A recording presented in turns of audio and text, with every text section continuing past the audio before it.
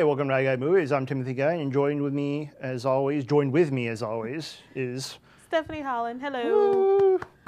So we've got. I want to be nice. I want to say it's an interesting week. There's only 2 movies out. Major releases. Only 2 major. Yeah, there's a couple obviously smaller movies, but there's only 2 releases. That's sort of par for the course this time of year. It's October. Obviously, you get a lot of horror movies because they just want to come out, make their money, and leave before Halloween. And, this is where the studios sort of put stuff out that they got to put it out, but they don't want to put it out when it's too busy. Yeah. So. Well, let's talk about the first movie, is Alex Cross, which is a prequel of sorts to the Morgan Freeman movies. So Alex Cross is, of course, James Patterson, the novelist, is very popular, one of his characters. He's written tons of Alex Cross books. By the way, James Patterson puts out a book like every 6 weeks. I don't know how he writes so many novels because he just cranks them out. He's like Richard Castle. He must have. But previously the movies Kiss the Girls, Along Came a Spider with Morgan Freeman, and they were good excellent. movies. Oh, not good. They were great movies. Well, Morgan Freeman makes everything instantly better, of course. So when they said they were going to reboot as such, and they were going to go a little younger, it was basically every black actor in Hollywood was up for the part at some point in time. I think even Idris Elba was near the end, was close. Which, listen, nothing against Tyler Perry, but I have a feeling that probably would have been a much better choice. He even sort of looks like a young Morgan Freeman, you know? But they chose Tyler Perry. I can see why they would choose him because he obviously has this incredible box office record. He has a following. But let's face it, he's not known for his acting chops, really. Well, and dramatic. Yeah, I mean, Tyler Perry makes his movies, mostly Medea movies, but obviously he's made a few movies that aren't Medea related. No, Medea's the grandmother character, the sassy grandmother character. And in his movies, he doesn't just play Medea. He plays Medea, he plays Uncle Joe. It's very Nutty Professor. Another Tyler Perry. Yeah, he plays about 3 or 4 parts in the movie. He writes and he directs them. He produces them. You know, he does craft services. He does everything. Payroll. He does everything there is to do on his movies. So I got to just think from one standpoint, it was probably nice just to show up and act. He didn't have to do anything else. It was probably nice for him just to show up and just act in a movie and not have to do anything. We talked about how this is only his second non-Tyler Perry movie, if you count Star Trek, which if you blink, you would miss it. Well, he has lines, so I'm sure he got the SAG He's in Star Trek for a total of about 5 minutes. Yeah. But this is basically his first non-Tyler Perry movie. Well, and this one, if we consider Alex Cross in the franchise of the Alex Cross, this is also the first movie where we know going in who the bad guy is.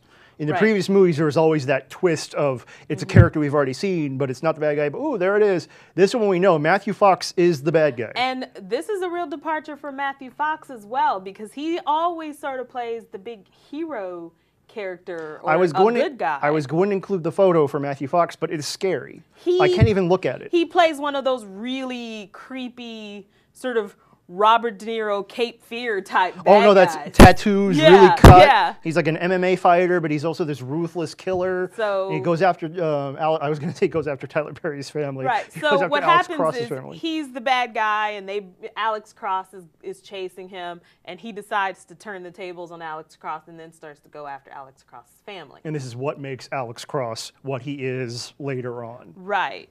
So I assume people will go see it because they like the novels, they like the character. Maybe they're just curious to see what Tyler Perry does. I'm invested in the franchise. I think I liked all the other movies so much that I'm willing to give this one a shot. I liked the other movies, but I'm not sure I'm invested enough to spend $10 or $12 at the theater. It's one of those things where I might just wait for it to be on DVD or on cable even. Well, I'm glad this movie came out because this is a sharp contrast to this next movie we're going to talk about, which is Paranormal Activity 4, which is also a movie that relies heavily on previous movies and people's reactions to those. By the way, when they made that first one, did they think they would get to a 4, first of all?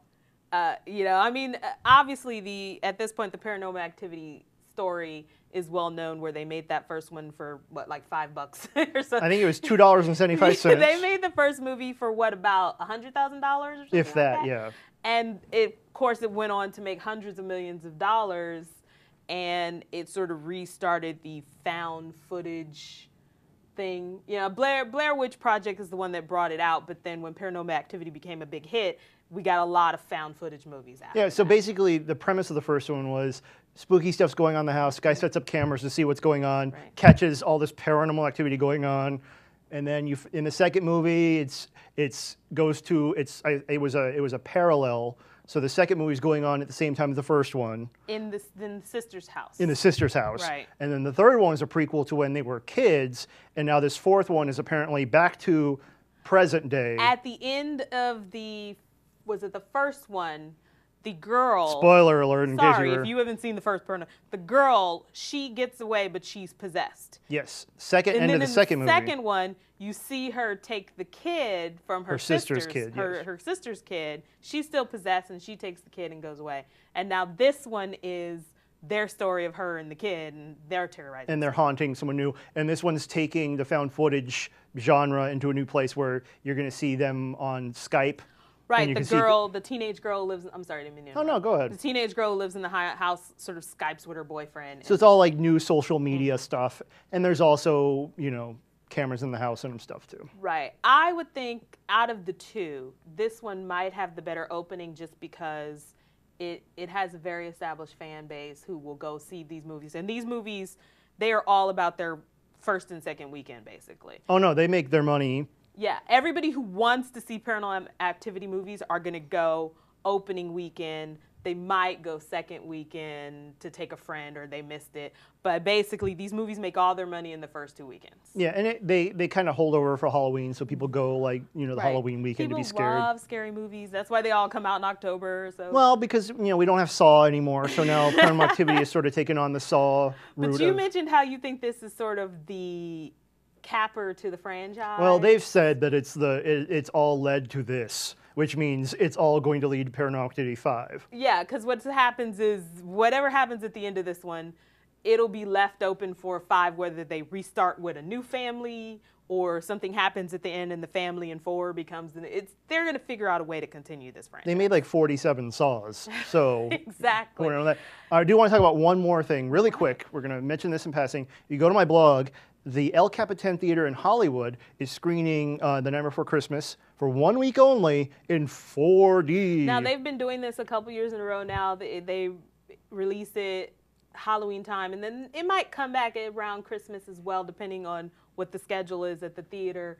But, for people like me who don't like scary movies at all in any way, shape, or form, but you want to have a little fun with Halloween, this is perfect. Yeah. And, by the way, there's a soda fountain shop right next door. Tim and I have been there. Lots of fun. I couldn't have any of the... It's depressing. I had a tuna melt there. A lot of fun Disney stuff right there. So yeah, and the 4D is cool. They have like wind and fog and everything in there. And they also have Pumpkin King dinners you can do. There's VIP tickets. You can get popcorn. There's so many options. This is Halloween. This is Halloween.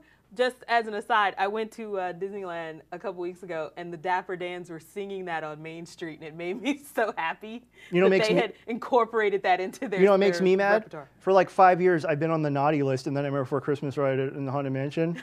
I'm right there. I'm like, every year, like, can I get off this, please? Because they've met you. Zing!